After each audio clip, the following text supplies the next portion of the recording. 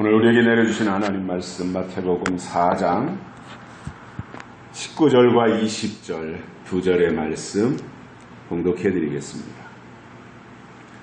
말씀하시되 나를 따라오너라 내가 너희로 사람을 낚는 어부가 되게 하리라 하시니 저희가 곧 그물을 버려두고 예수를 쫓으니라. 아멘. 무더위 속에 한 주간 동안도 건강히 잘 지내셨겠죠? 오늘이 말복이라고 합니다. 이제 입추도 지났고 오늘이 말복이면 이제 무더위도 수명을 거의 다 해가는 것이 아닌가 생각이 됩니다. 물론 해마다 이맘때 늘 더운데 가끔씩 저는 그런 생각을 해봐요. 에어컨이 없었다면 여름나기가 형벌이었을 것이다. 특히 저같이 더위를 많이 타는 사람들에게는. 그래서 에어컨을 만든 사람들에게 참 감사한 생각이 들어요. 자동차를 타면서도 자동차를 만든 사람에게 감사하고 저를 위해서 만든 것 같아요. 에어컨도 저를 위해서 만든 것 같고 스마트폰도 저를 위해서 만든 것 같고 그래서 만든 사람들에게 고마운 생각이 들고 감사한 마음들을 가지게 됩니다. 그런데 이제 이것도 또 한때죠. 그죠?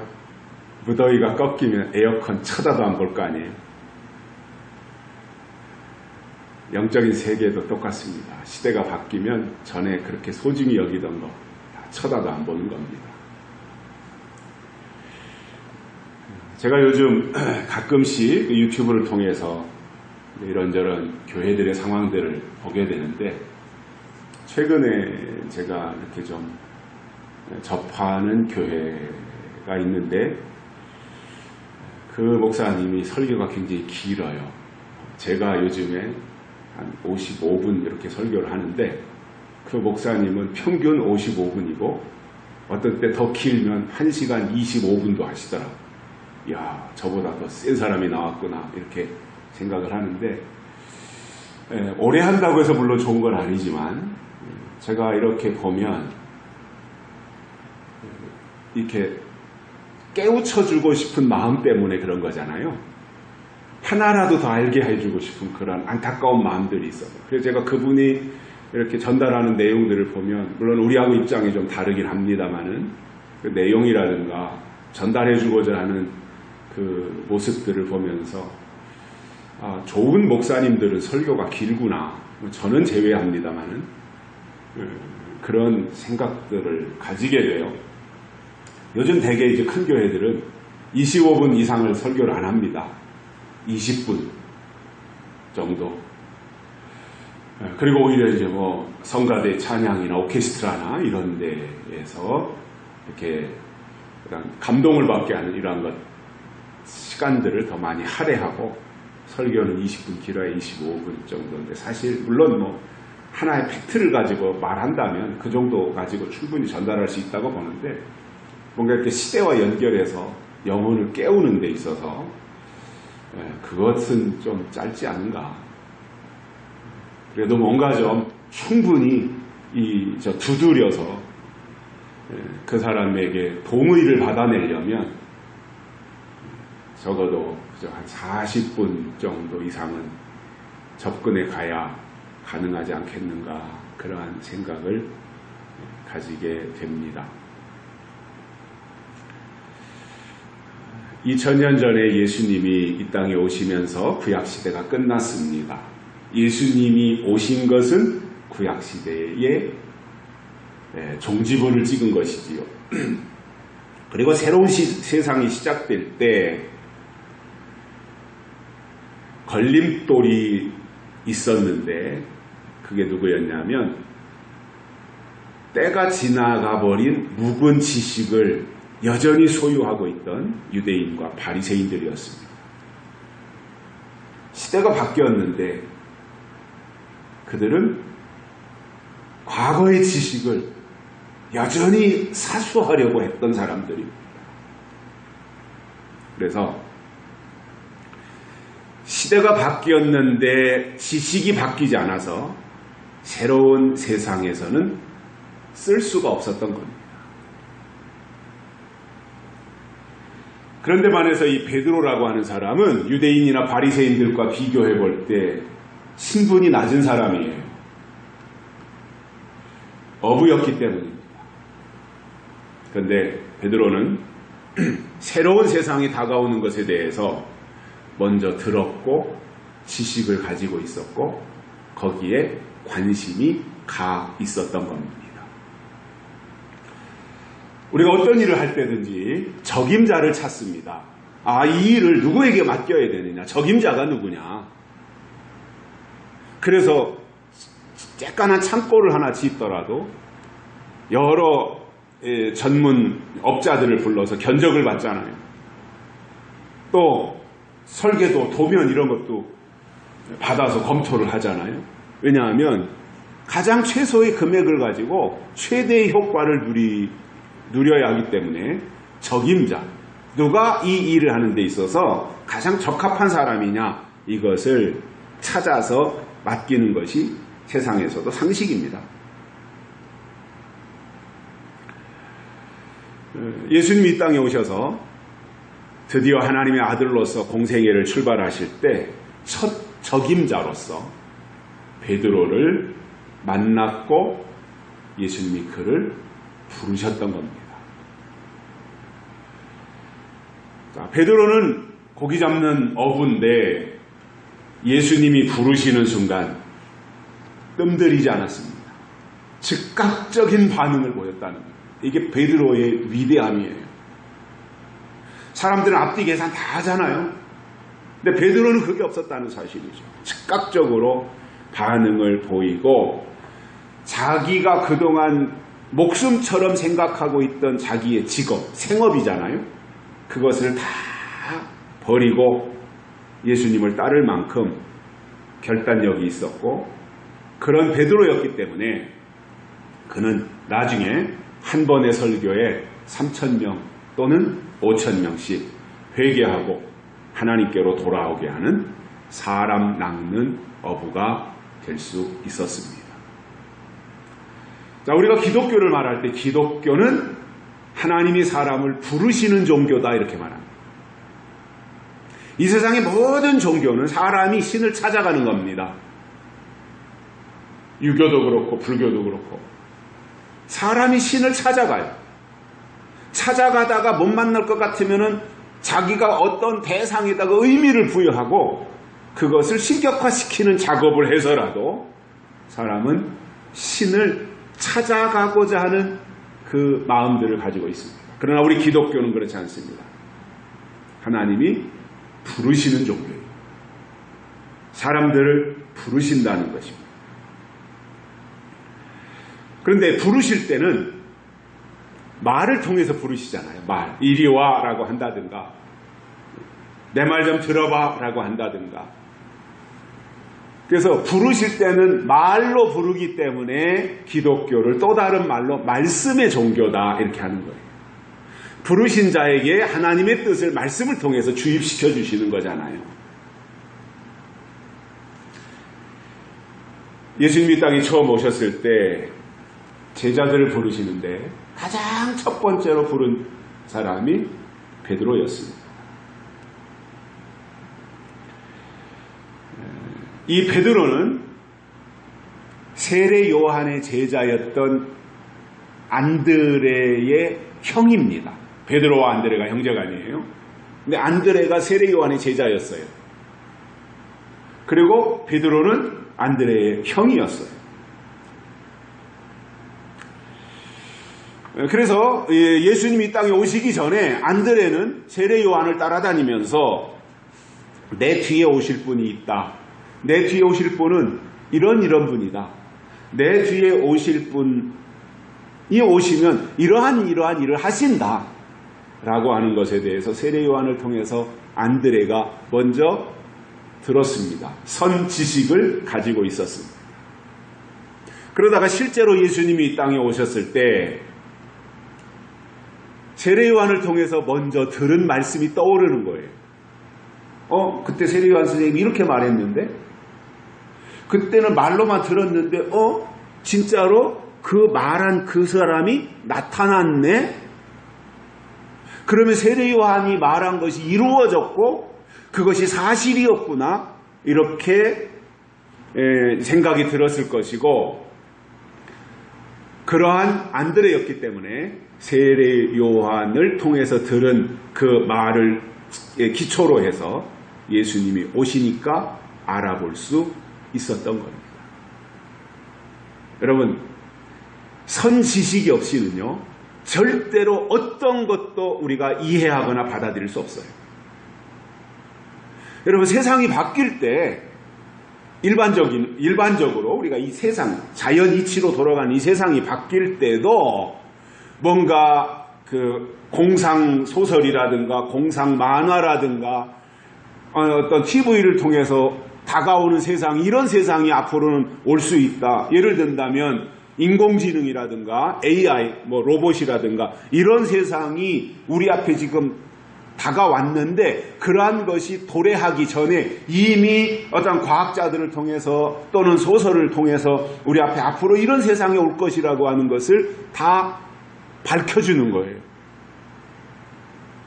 그래서 그러한 것을 어떤 매체를 통해서 그러한 지식을 받아들였다가 실제로 그런 세상이 오면, 그때 아무개가 이런 세상이 온다 그러더니 이거를 말한 것이었구나, 이렇게 깨닫고 쉽게 거기에 적응을 하게 되는 거예요.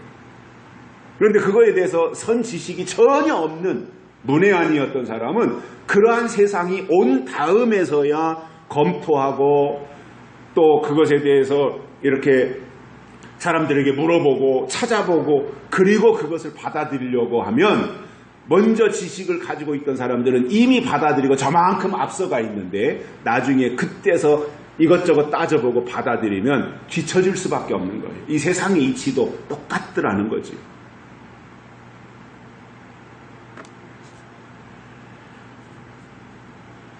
그래서 모든 것은요, 이 세상의 이치든 하나님의 원리든 시대가 바뀌기 전에 그거에 대해서 말씀을 먼저 주시는 거예요.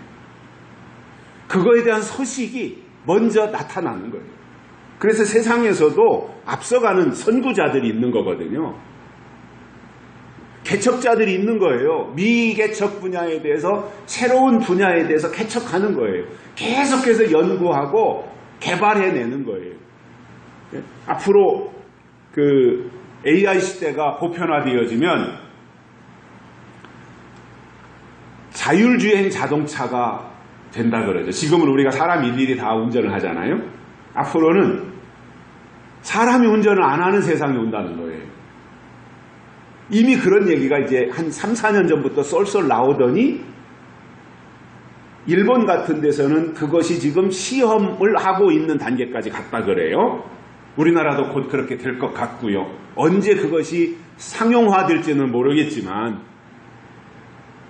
그러면 지금 우리가 볼 때, 사람이 운전 안 하고 차가 간단 말이야. 차가 어떻게 신호등을 보고, 차가 어떻게 길을 찾아가고, 앞에 장애물이 나타나면 어떻게 급 점거를 제동을 해서 차를 멈추게 하고, 이것을 어떻게 한단 말이야. 지금 우리가 이해가 안 되죠. 그죠? 근데 그 모든 것을 다 인공지능을 통해서 센서를 만들고 그것을 다 신호등을 감지할 수 있는 감지 장치를 다 거기다가 넣어서 자동차를 만드는 거예요. 그것이 가능한 것이 뭐냐면, 지금 우리가 고속도로를 들어가고 나갈 때 하이패스라는 게 있잖아요. 그전에는 일일이 다 가서 창구에서 돈을 내고 통과했는데, 지금은 하이패스로 딱 통과하면 자동으로 인식을 해서 돈이 빠져나간단 말이에요, 통행료가. 그런 식으로 모든 것을 다 인식할 수 있도록 자동차에 신호등을 인식하고, 앞에 자동차가 가는 것, 거리를 인식하고, 어떤 장애물이 나타났을 때 그것을 급제동할 수 있는 모든 인식할 수 있는 것을 자동차에다가 장착을 하면 가능하다라는 거죠. 그러니까 운전을 안 하는 거예요. 제가 여기서 서산에서 출발해서 부산을 간다 그러면 내비게이션이 있으니까 내비게이션에 내가 부산 몇 번지 간다. 유정호 장로님을 만나러 내가 간다, 부산에. 그리고 몇 번지에다가 어느 호텔 커피숍으로 간다라고 딱 입력을 하고 이제 출발을 시키면 제일 빠른 속도, 빠른 거리로 해서 자기가 알아서 딱 해가지고 부산으로 가니까 비행기 탄 것처럼 그냥 편안하게 자기는 쉬면서 갈 수 있는 그 세상이 온다라고 하는 선지식이 지금 우리에게 제공이 되고 있는 거예요. 언제 올지는 모르지만 이미 이런 말이 나온 거예요. 이러한 논리가 나온 거예요. 논문이 발표되고 있는 거예요. 언론에서 그런 이야기를 흘리고 있는 거예요. 멀지 않았다는 이야기예요. 그래서 새로운 정보가 나올 때 새로운 정보를 받아들이는 거예요. 신앙도 똑같아요. 하나님이 새로운 시대에 대한 정보를 주실 때 그 정보를 받아가지고 있으면 그 시대가 올 때 쉽게 적응할 수 있는 거예요. 그런데 정보가 왔을 때 정보를 거부하면 그 시대가 와도 받아들이지 못하는 거예요. 그래서 말씀을 듣는다고 하는 것은 새로운 지식을 소유한다는 겁니다. 그렇게 되면 그 일이 일어날 때 먼저 알아보고 그 일에 뛰어들게 되고 반응을 나타낼 수 있고 주변에 영향력을 끼칠 수 있게 되는 거지요. 그래서 오늘 또 본문을 통해서 예수님께 직접 부르심을 받고 첫 번째 제자가 된 베드로가 어떻게 반응했는가, 이거에 대해서 세 가지를 깨닫고 은혜를 받겠습니다. 첫째로는 부르심입니다. 나를 따라오너라, 이렇게 말씀하셨어요. 나를 따라오너라. 지난주에도 말씀드렸던 것처럼 예수님이 오시기 직전에 세례 요한이 먼저 와서 주의 길을 예비하는데, 요한복음 1장 35절 아래의 말씀을 보시면 세례 요한의 제자 중에 한 명이 안드레였다, 이렇게 나온단 말이에요. 그래서 안드레는 세례 요한을 통해서 예수님이 성경에 오리라고 말씀한 메시아인 것을 알고 있었던 거예요. 메시아가 오신다. 이제 오실 때가 되었다. 그리고 그분이 내가 들었던 말씀과 똑같은 분이 나타났을 때는 먼저 세례 요한이 말한 그분이 바로 이분이구나, 이렇게 생각하고 망설이지 아니하고 즉시 예수님을 쫓아가게 되는 거죠. 이 안드레가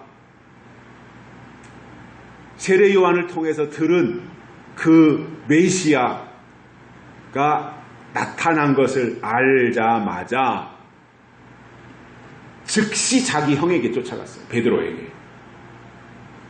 그리고 몹시 흥분한 말투로 내가 메시아를 만났다, 이렇게 말한 거예요.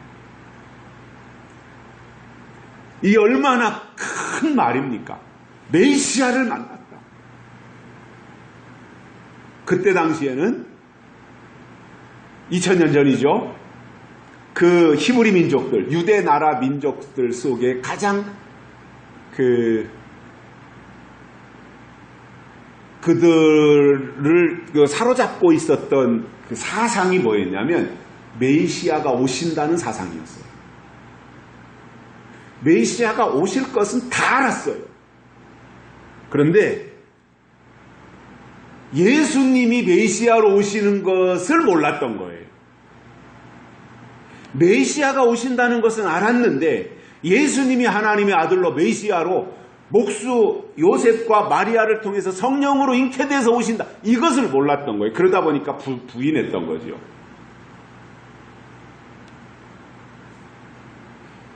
그래서 기다림이라고 하는 것은요, 초림이든 재림이든 저는 그렇게 생각을 합니다. 기다림이라고 하는 것은 내 경험이나 내 방식이나 내 상식 가지고 하는 것이 아니라 하나님의 말씀에 의해서 기다려야 그것이 올바른 신앙이다라는 거예요. 유대인들은 자기 지식으로 기다렸던 거예요. 잘못된 지식이죠. 묵은 지식으로. 그들의 경험으로, 그들의 상식으로 기다렸던 거예요. 그러니까 예수님이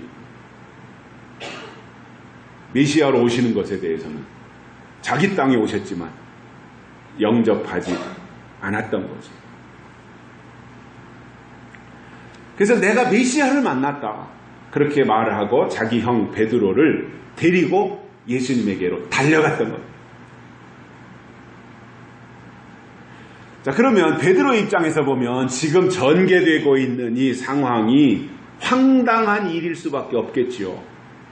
베드로 입장에서는 아니 메시아, 물론 메시아가 오신다는 그 기본적인 생각은 베드로 속에도 있었겠지만, 아니 내가 메시아를 만났다? 이거 동생이 메시아를 만났다? 이거에 대해서는 굉장히 황당한 일이었을 텐데, 동생이 하는 말을 형 베드로가 그대로 받아들였다라고 하는 것은 안드레가 그만큼 평소에 내신 성적이 좋았던 사람이다 이겁니다. 그가 하는 말을 신뢰할 수 있었던 거예요. 이게 제일 중요하다고 봐요. 그가 하는 말을 믿을 수 있어야 되는 거예요. 그렇다면 어떻겠어요? 평소에 그의 어떤 생활과 신앙과 그의 모든 면이 다 모범이 되었던 거잖아요. 평소에 그냥 맨날 뻥이나 치고 돌아다니면서 엉뚱한 소리나 하고 말도 안 되는 소리나 하고 사람을 속이긴 하고 그랬다면 누가 그 말을 들어주겠어요? 형이라도 들어주겠어요? 동생님들 들어주겠어요? 그런데 그만큼 신용의 사람이었고 그만큼 안드레는 신실한 사람이었을 것이다 이렇게 추측을 하게 됩니다. 그래서 베드로는 동생이 내가 메시아, 내가 그리스도를 만났다라고 말했을 때 동생 말을 듣고 쫓아갔던 겁니다. 저는 신앙에 있어서 이 부분이 제일 중요하다고 봅니다. 평소에 믿을 수 있게 처신을 잘하는 것이 참 중요하다고 봅니다. 그리고 내가 하는 말을 상대방이 비중 있게 들을 수 있도록 평소에 중요한 사람으로 내 가치를 높여놓는 것이 중요하다. 그러한 생각을 합니다. 그리고 다른 사람들과의 관계를 맺는 데 있어서 신뢰 관계를 돈독히 하고 나가는 이 부분이 매우 중요한 부분이다. 이렇게 생각을 하게 됩니다. 근데 교회에서의 생활과 집에 가서의 생활이 전혀 다르다면, 앞에서의 모습과 돌아선 뒷모습이 전혀 이율배반된다면 마치 늑대 소년처럼 늑대가 나타났다. 처음엔 사람들이 몽둥이 들고 작대기 들고 다 쫓아와서 늑대가 나타났다 하니까 양치기 소년. 그러니까 가보니까 거짓말이에요. 이 소년이 가만히 보니까 재밌어요. 자기가 한마디 하니까 동네 사람들이 다 쫓아나온다. 얼마 있다 또 했어요. 늑대가 나타났다. 그 말에 또 동네 사람들이 다 뛰어나와가지고 도와주려고 했는데 또 가보니까 뻥이에요. 어느 날 양을 치고 있는 소년 앞에 진짜 늑대가 나타났어요. 그때 늑대가 나타났다고 아무리 소리쳐도 아무도 달려온 사람이 없는 거예요. 그래서 저는 신앙생활이 교회 와서의 신앙생활보다는 평상시에 집에서, 직장에서, 학교에서 여기서의 신앙생활이 더 중요하다. 저는 그렇게 생각이 들더라고요.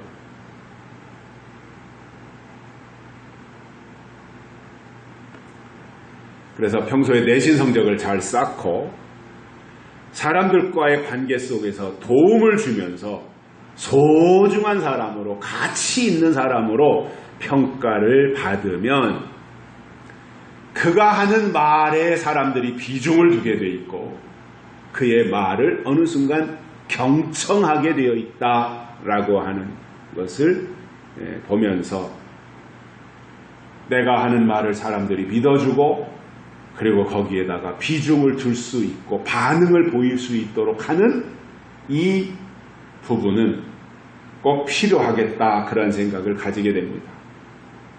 베드로가 이 안드레의 말을 듣고 예수님께 달려갔습니다. 그랬더니 예수님이 베드로를 보자마자 처음 봤을 텐데 베드로의 가족 상황을 예수님이 아시는 거예요. 그리고 베드로의 이름도 아시는 거예요. 베드로의 이름이라고 하는 게 원래 시몬이잖아요. 시몬. 그런데 예수님 앞에 가자마자 너 아버지가 요한이구나. 너는 시몬이구나. 너는 이제 시몬이라고 하지 말고 게바라 해라. 반석이라고 해라는 거죠. 반석. 이러한 내용들이 요한복음 1장에 나오는 부분이거든요. 그러면 마태복음 4장에서 오늘 본문 그 앞부분으로 가면 예수님이 비로소 회개의 복음을 전파하기 시작했고 곧 이어서 갈릴리 해변에서 베드로와 안드레가 고기 잡는 것을 보시고는 그들을 부르셨던 거예요. 나를 따라오라고. 그러면 그 베드로 안드레를 예수님이 부르신 이유가 뭐냐면 오늘 본문에 그렇게 나오죠. 사람을 낚는 어부가 되게 하겠다. 이것이 부르신 이유입니다. 사람을 낚는 어부가 되게 하시겠다. 그래서 하나님은 사람을 통해서 일하시기 때문에 쓰실 자를 반드시 먼저 부르시고 부르신 자들을 훈련하시고 연단해서 쓰시는데 이 베드로는 예수님이 초림하신 이후에 가장 첫 번째로 부른 제자였다라는 겁니다. 그리고 따라오라고 부르실 때 따라가는 사람이 하나님의 사람이지 부르실 때 안 따라간다면 그는 하나님의 사람이 아닌 겁니다. 늦게 따라갈 수도 있어요. 늦게 따라가는 것도 하나님 보실 때는 부정하는 것과 똑같이 평가하실 수 있는 겁니다. 모세가 히브리 민족들 430년 만에 애굽에서 출애굽시킬 때 하나님이 모세를 호렙산 떨기나무 불꽃 가운데서 부르십니다. 모세야 모세야 너 선 땅은 거룩한 땅이니 내 발에서 신을 벗으라. 그러면서 그에게 하나님이 사명을 부여해 주셨습니다. 그리고 바로왕 앞에 보내셨고 거기서 10가지 재앙을 일으키고 그러면서 바로왕을 항복시킨 이후에 히브리 민족을 광야로 데리고 나갔습니다. 베드로는 예수님이 부르자마자 자신의 생업을 다 버리고 예수님을 따랐기 때문에 사람을 낚는 어부가 될 수 있었습니다. 지금도 마찬가지로 하나님이 사람들을 부르실 때에 순종하는 사람을 통해서 하나님이 일을 하시는데 요한계시록 14장에 보면 어린 양이 어디로 인도하든지 따라가는 종이 이 시대의 하나님 앞에 합당한 종이라고 하는 것을 성경은 우리에게 설명을 해주고 있다는 것입니다. 그래서 따라오너라고 부르실 때 순종하고 따르는 것이 중요하고요. 두 번째로는 곧 그물을 버렸다 이렇게 되어 있습니다. 소유의 포기입니다. 곧 그물을 버렸다. 직업이 어부인 사람이 그물을 버렸다라고 하는 것은 직업을 포기한 것입니다. 어부가 그물을 버렸다. 어부가 고기 잡는 어구를 다 버렸다. 이것은 그 직업을 이제는 내가 이 고기 잡는 일을 안 하겠다. 이렇게 선언한 것과 똑같은 것입니다. 그래서 베드로는 예수님이 부르자마자 지금까지 살아왔던 삶의 방식, 삶의 경험, 삶의 수단 이런 것을 다 버렸다라는 거예요. 자, 그러면 그 당시 베드로는 결혼을 한 사람이었거든요. 가정을 가지고 있었단 말이에요. 가정을 책임져야 될 가장이었어요. 그런데 그런 베드로가 다 포기한 것은 그만큼 그에게 강렬한 소명의식이 있었다는 거예요. 내가 가지고 있는 직업보다도 하나님의 부르심에 대한 소명이 훨씬 더 중요하게 생각이 되었던 겁니다. 저는 물론 이런 양면성을 가지고 생각을 해보게 됩니다. 뭐냐면 이 부분에 대해서 가장으로서 무책임한 처사가 아니었겠느냐, 이런 반대 의견도 있을 수 있습니다. 베드로가 이렇게 함으로 처자식들이 더 많이 고생을 했을 것은 뻔한 일이죠. 물론 또 다른 방법으로 하나님의 역사가 있었겠지만 우리가 그저 단순하게 생각해 볼 때 가장이 예수님의 제자가 되어서 예수님을 따라가고 배와 그물은 다 버려버렸고 남은 가족들이 살아가야 되는 것이 얼마나 힘겨웠겠는가, 이러한 생각들을 가지게 되는데, 그러나 하나님을 위해서든 또는 국가를 위해서든 소명의 사람은 소명이 우선이라는 거예요. 그것을 우리가 성경을 통해서 또는 세상 역사를 통해서도 배우게 됩니다. 만약에 우리나라가 풍전등화의 위기에 처해 있을 때 이순신 장군이 가정이나 걱정했다면 나라를 구할 수 있었겠습니까? 12척의 배를 추스릴 수 있었겠습니까? 그것으로 일본 함대를 다 물리칠 수 있었겠습니까? 한산대첩, 노량대첩, 이런 것이 존재할 수 있었겠습니까?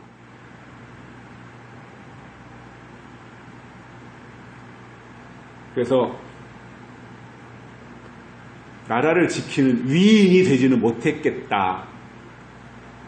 사명이 우선이었기 때문에 그는 나라를 구한 위인으로 지금까지 기억되고 있다라는 것이고, 주기철 목사님도 순교자시잖아요. 그런데 그분이 죽음 앞에서 처자식 걱정을 많이 했다면 신사참배 한 번 하고 살아날 수 있었죠. 그러나 그랬다면 그는 순교는 하지 못했지 않겠는가. 자, 오늘 본문에 나오는 이 베드로가 동생 안드레의 안내를 받아서 예수님 앞으로 갔을 때 예수님이 시몬에게 말씀한 것이, 야, 너는 이제 게바가 돼야 된다. 다른 이름 다 필요 없다. 너는 베드로라, 게바다. 이렇게 말씀을 해 주셨습니다. 즉 예수님을 쫓을 때 새 이름을 주신 것이고, 그 예수님 앞에서 베드로는 형언할 수 없는 절대 위험에 압도당했을 것이고 거부할 수 없었을 것이고, 내가 이거 조상한테 물려받은 이름입니다. 내가 가족들이 밥 먹고 살아야 될 내 직업입니다. 이런 거에 대해서 전혀 생각할 수 없을 만큼 압도당해서 그분 앞에 항복할 수밖에 없었던 것이지. 물론 그런 베드로가, 저는 그 사람이 그런 것 같아요. 내가 오늘 결단했다 그래서 내일 모레 글피 1년 뒤, 2년 뒤, 10년 뒤 계속 그것이 유지되어지고 더 상승 곡선을 그리면서 더 올라가고만 할 수 있는 것이 아니다. 사람이라고 하는 것은 굴곡이 있고 기복이 있다라고 하는 것을 알게 되잖아요. 감정의 동물이다 보니까 폭발할 때도 있을 수 있고요. 근데 이 베드로를 보면 그가 여러 차례 실수도 하는데, 마태복음 16장에서인가 그런 말씀이 나오죠. 예수님이 이제 내가 십자가로 가야 된다라고 하니까 베드로가 나서서 예수님이 길을 가로막고, 절대 안 됩니다. 예수님 십자가에 가실 수 없습니다. 그럴 때에 예수님이, 사단아, 너는 나를 넘어지게 하는 자로다. 내 뒤로 물러가라. 예수님이 그렇게 말씀하시잖아요. 예수님이 십자가에 이제 가까이 은 30에 유다에 의해서 팔리고, 이제 제사장들이 예수님을 잡으러 로마의 군병들과 왔을 때 베드로가 앞장섭니다. 늘 베드로는 총대 매는데 아주 선수였으니까. 그래가지고 그냥 칼을 빼가지고 제사장 말고의 귀를 싹둑 잘라버리잖아요.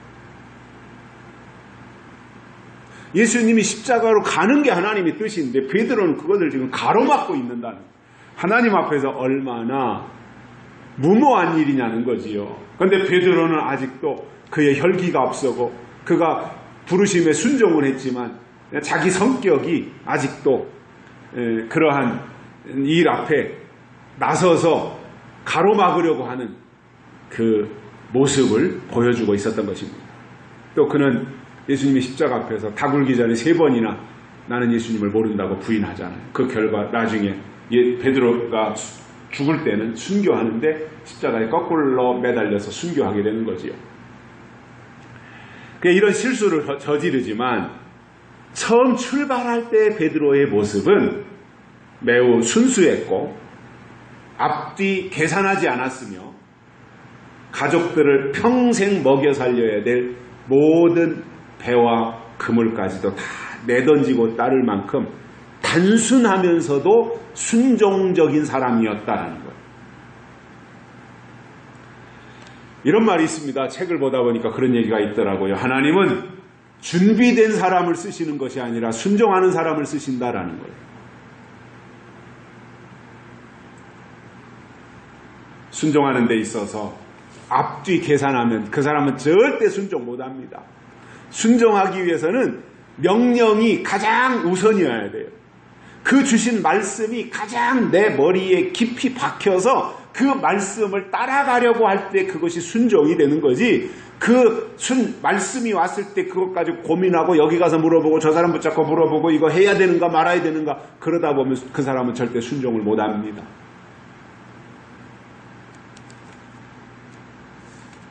그래서 순종한다는 것은 뭐냐면 하나님 앞에 순종한다는 것은 말씀에 사로잡혔다 그 말입니다. 사로잡힌 사람, 그래서 말씀이 우선이 되는 사람, 그 사람은 내 생각을 묶어놓고 하나님의 생각을 따라가게 되어 있습니다. 이것이 순종이라는 것입니다.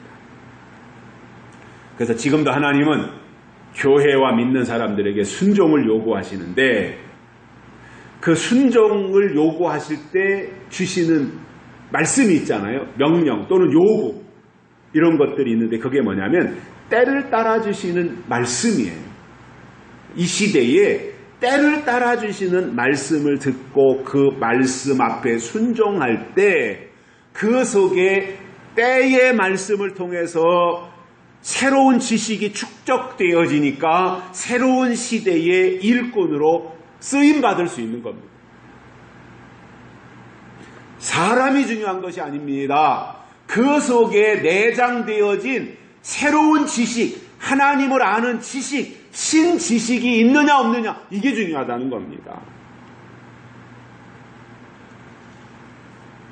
그래서 아무리 왕으로 기름을 받고 쓰셨어도 하나님의 말씀에 불순종하면 그를 버리신다라고 하는 것을 우리가 사무엘서에서 사울왕을 통해서 배우게 됩니다. 사울은 왕이었지만 하나님의 말씀을 거역했습니다. 순종이 안 되었습니다. 여러분, 아무리 지위가 높아지고 왕이 되고 제사장이 되고 선지자가 되고 목사가 되고 장로가 되고 직분은 높은 직분을 최고의 자리를 차지했는데 하나님 앞에 순종하지 아니한다면 그 직분은 그에게 독이 되고 말 겁니다.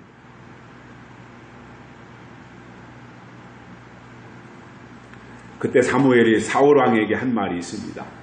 순종이 제사보다 낫고 내 말 듣는 것이 숫 양의 기름보다 나으니 이는 거역하는 것은 사술의 죄와 같고 완고한 것은 사신 우상에게 절하는 것과 같으니라. 이렇게 말씀했습니다. 하나님의 말씀 듣는 게 얼마나 중요하냐는 거예요. 특히 시대가 바뀌길 무렵에 새로운 시대를 앞두고 새로운 시대가 이렇게 이루어지고 이렇게 펼쳐지고 이렇게 임하고 이렇게 전개될 것이라고 하는 것에 대해서 말씀해 주실 때 그것을 미리 듣고 그리고 그 말씀에 차근차근 따라가면서 하나님의 일에 헌신할 준비를 갖추는 이것이 얼마나 하나님 앞에 중요한 일이냐라는 겁니다.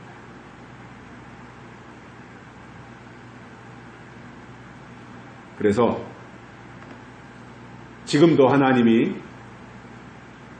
약속의 말씀을 주실 때 그 말씀을 듣고 믿음으로 순종하면 신앙의 연조는 비록 좀 짧더라도 하나님은 그를 새 시대의 일꾼으로 쓰실 거예요. 왜냐? 그 사람을 쓰시는 것이 아니라 그 사람 속에 들어있는 새 지식이 있기 때문에 그 지식을 쓰셔야 되니 그 사람을 쓰신다 그 말이에요.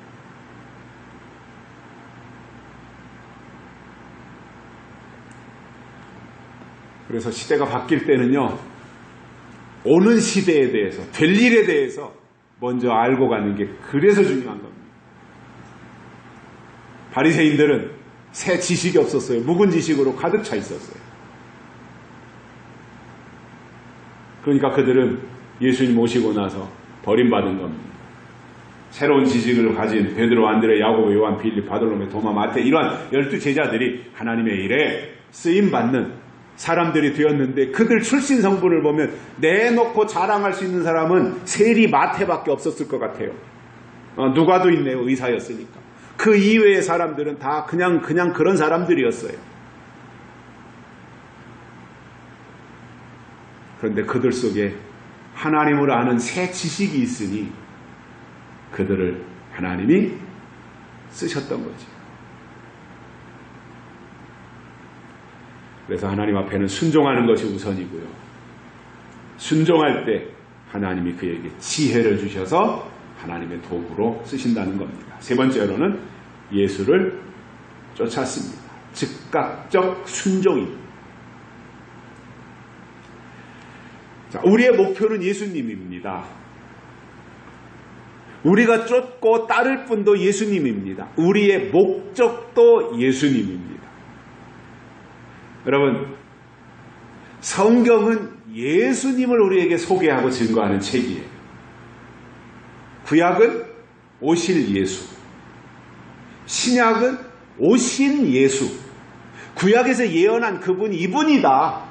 이분이 하나님의 아들로 이 땅에 오신 분이다. 신약은 구약에서 예언한 그분이 오셨다. 이분이다.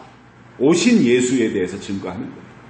요한계시록은 두 증인을 말하거나 14만 4천을 강조하려는 것이 절대 아닙니다. 요한계시록은 뭐예요? 다시 오실 예수를 말하는 거예요. 구약은 오실 예수, 신약은 오신 예수, 요한계시록은 다시 오실 예수. 그래서 성경은 창세기서부터 요한계시록까지 중심이 누구냐? 예수 그리스도다 이겁니다. 그래서 구약에서도 예수, 신약에서도 예수, 요한계시록에서도 예수라는 거죠. 이것이 빗나가 버리면 구약에서 예수를 말했고 신약에서도 예수를 말했는데 요한계시록에 가서 엉뚱하게도 내가 두 증인이다, 내가 재림 예수다 이렇게 가면 2단 되고 3단 되는 거예요. 사이위가 되는 거죠.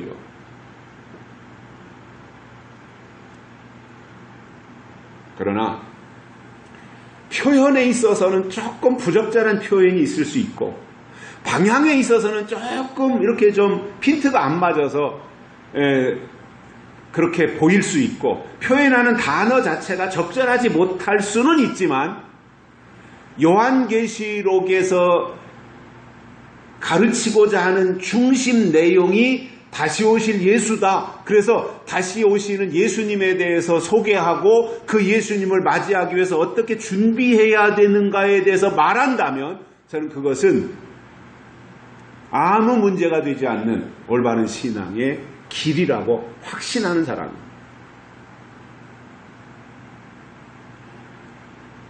어느 자식이 아버지 앞에서, 부모 앞에서 이제 한 7살 먹고 8살 먹은 자식이 자기가 나가서 놀다가 이런 경험도 하고 저런 경험도 하고 메뚜기도 보고 여치도 보고 귀뚜라미도 보고 매놓은 황소도 보고 염소도 보고 날아다니는 새도 보고 오리떼도 보고 기러기도 보고 그 본 것을 아버지 앞에 와서 저녁 때 이제 밥상머리 앞에 앉아가지고 아버지 나 오늘 오리를 봤는데 오리가 어떻게 생겼고 이렇게 들어 부족한 설명도 있고 넘치는 설명도 있고 과장한 것도 있고 축소한 것도 있고 할 거 아니에요. 그 아버지가 그 자식을 너 왜 거짓말하냐 이렇게 하겠냐는 거예요. 하나님도 저는 똑같다고 봅니다. 내가 표현이 좀 모자라서 적절치 못한 설명을 했을지라도 다시 오시는 예수님을 말하는 데 있어서 그것이 엉뚱한 주장이 아니었다면 하나님이 그것을 탓하시겠냐 말이에요. 내가 재림 예수다, 내가 주증인이다 이런 정도로 극단적으로 나가지 않는 한 자식이 부모 앞에서 자기가 경험한 것을 표현할 때 그것이 조금 틀렸다 그래서 그것이 문제가 되겠냐라는 거죠. 물론 우리가 성숙한 신앙의 입장에서 최대한 적절한 단어를 구사하고 좋은 어휘를 가져다가 사람들이 오해하지 아니하도록 설명해야 되고 그러한 노력은 해야 됩니다. 그러나 하나님 보실 때 뭔가 좀 설명이 부족했다 그래서 너 왜 그렇게 했냐고 혼내시겠냐 말이에요. 시한부 종말론으로 날짜 정하고 이렇게 가지 않는다면은 저는 큰 문제는 되지 않는다. 그러나 날짜를 정하고 가는 시한부 신앙, 자기를 신격화시키기 위해서 자기를 특별한 존재로 사람들에게 부각시키는 재림예수라고 한다든가 주징이라고 한다든가 이런 몇 가지만 주의하면 저는 큰 문제가 없겠다. 그러한 좀 아량 어린 생각들을 가지고 있습니다. 그래서 예수님이 중심이다. 성경의 주인공은 예수 그리스도이시다. 이것에 대해서는 아주 빈틈이 없어야 되는 거지. 그 주장에 대해서는.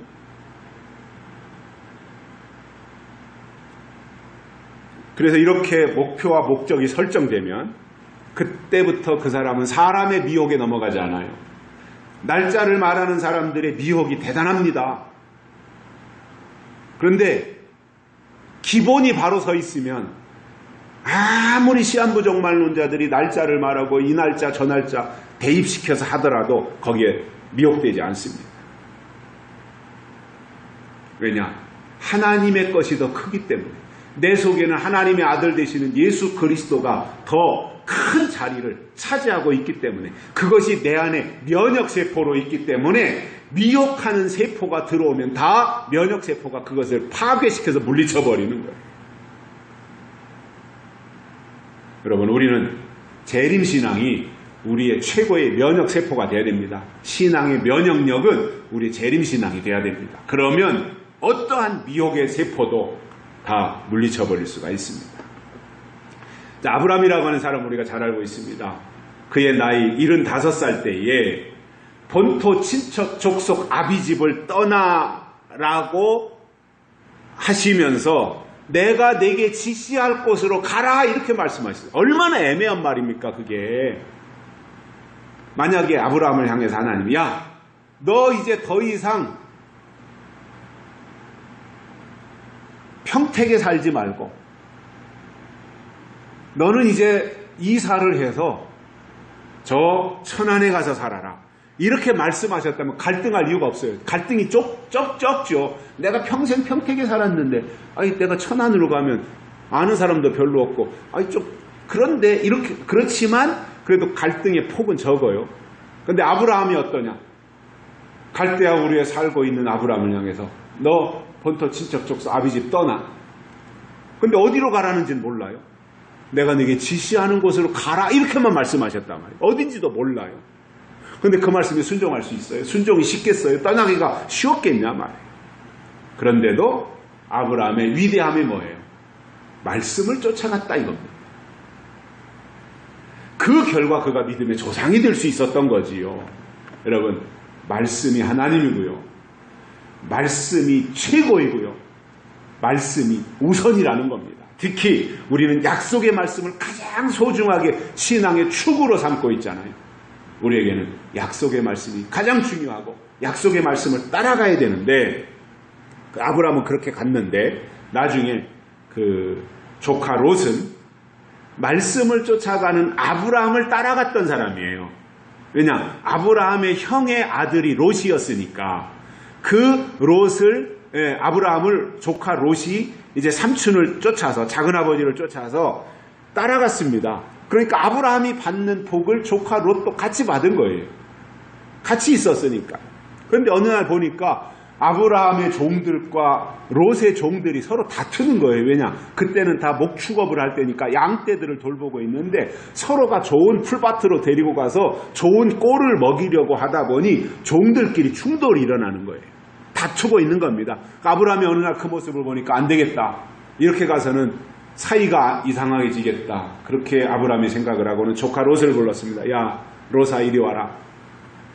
그리고는 다 이렇게 동서남북을 바라봐라. 얼마나 광활하냐. 내가 이 동서남북 하나님이 창조하신 동서남북을 다 바라보고는 네가 선택을 해라. 이제 우리 종들이 이렇게 다투고 해서는 안 됐고 양떼들도 많아졌으니까 우리 서로 이렇게 나누어서 갈라서서 있는 것이 좋겠다. 그런데 내가 너에게 먼저 선택권을 주겠다. 내가 우하면 나는 좌하겠고 내가 좌하면 나는 우하겠다. 그러니까 내가 오른쪽으로 가면 나는 왼쪽으로 가겠고 내가 왼쪽으로 가면 나는 오른쪽으로 갈 테니까 네가 먼저 선택지를 정해라. 이렇게 말했던 거죠. 그 말을 들은 롯은 횡재를 만난 겁니다. 이게 웬 떡이냐. 그리고는 가만히 바라봤더니 나무도 푸르게 있고 풀밭도 아주 평야와 같은 이 푸른 녹지가 있는 그 장소가 보여서 선택했는데 거기가 바로 소돔이었습니다.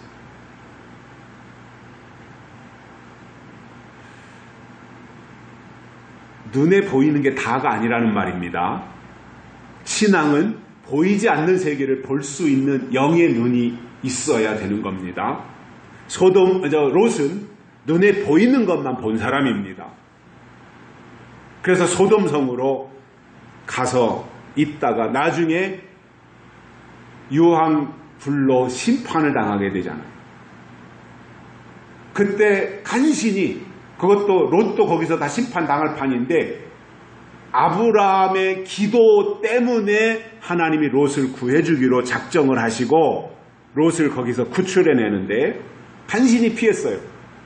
근데 그의 아내는 도망 나오다가 뒤돌아봐서 소금기둥이 됐고 2명의 딸과 사위가 있었는데 사위들은 롯이 하는 말에 장인어른이 농담으로 하고 있다고 농담으로 여기고 심판의 소식을 농담으로 여기고 안 따라왔어요.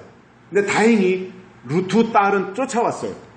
근데 부인은 소금기둥이 되었고 두 딸은 이제 롯을 따라와서 소알산으로 피신해 갔는데 그만 거기서 다 술에 취해가지고 딸과 불륜을 저질러서 거기서 태어난 민족이 모압 족속이고 암몬 족속이 됐던 거죠. 불행한 일입니다. 비극적인 일이고. 자, 우리는 어떤 경우도 롯처럼 눈에 보이는 것에 마음을 뺏기면 안 된다라는 겁니다. 보이는 것만 본다면 그것은 세상 사람인 겁니다. 그래서 현실만 보면 하나님을 등질 수밖에 없어요. 엉뚱한 방향으로 가는 거예요. 아브라함처럼 하나님의 말씀을 쫓아가야 되고 베드로처럼 예수를 쫓아가야 된다 그 말입니다. 자, 여기서 쫓아간다는 말이 뭐냐면 그분이 주인이라는 거예요. 쫓아간다는 것은 내 소속이 거기라는 거예요. 베드로는 예수님을 쫓기 위해서 배와 그물을 다 버렸는데 그 이유는 물고기를 잡으면서 사람을 낚는 어부가 될 수 없기 때문에 한 가지를 포기하는데 직업을 포기했던 겁니다. 그러나 여기서 우리가 한 가지 주의할 것이 또 이런 부분들입니다. 모든 사람이 땅의 일을 하지 말라고 하나님이 요구하시느냐? 아니라는 겁니다. 아무리 긴급한 상황일지라도 다 적절한 시기가 있잖아요. 때가 있잖아요. 공부해야 될 때가 있고 돈을 벌어야 될 때가 있고 일을 해야 될 때가 있고 다 때가 있는 거예요. 근데 베드로만이 해야 될 특별한 사명이 그에게 주어졌기 때문에 베드로는 직업을 포기하고 사람 낚는 어부의 길을 선택했는데 모든 사람이 다 그래야 되느냐 하면 아니라는 겁니다. 열심히 일을 해서 노력해서 오히려 하나님의 이 일에 뒷받침을 해야 되는 경우들이 훨씬 더 많다는 거예요.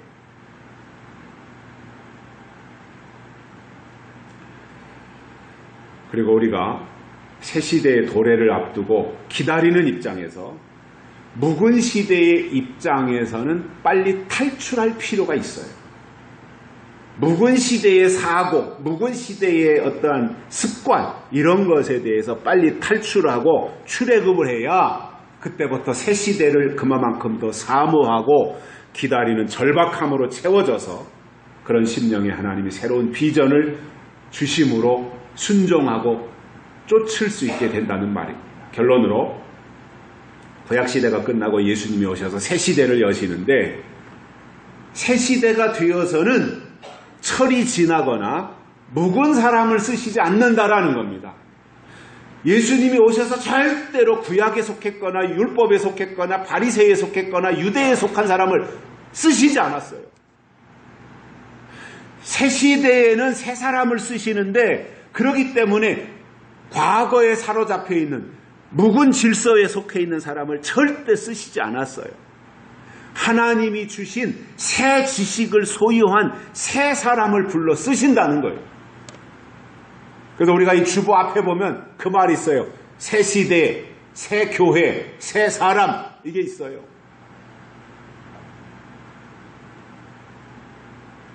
새 사람이 중요한 겁니다.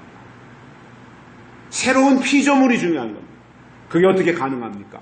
그 속에 새로운 지식, 하나님을 아는 새 지식, 신지식 이것이 들어가면 그것이 가능하다는 것이고 하나님은 그 사람을 쓰시게 되는데 우리는 베드로처럼 즉각적으로 하나님의 부르심 앞에 순종하고 이 시대적인 말씀을 주실 때 그 말씀 앞에 순종함으로 새 일에 쓰임받고 새 시대의 주인공이 되는 그러한 종들이 되시기를 주의 이름으로 축복합니다. 살아계신 하나님 아버지 감사합니다. 오늘 또 우리를 불러주시고 하나님의 말씀을 주셔서 감사를 드립니다.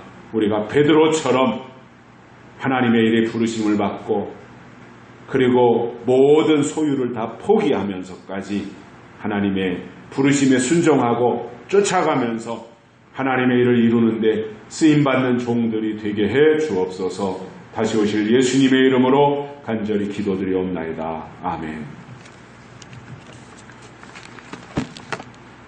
찬송가 318장 부르시면서 하나님 앞에 헌금 드리시겠습니다.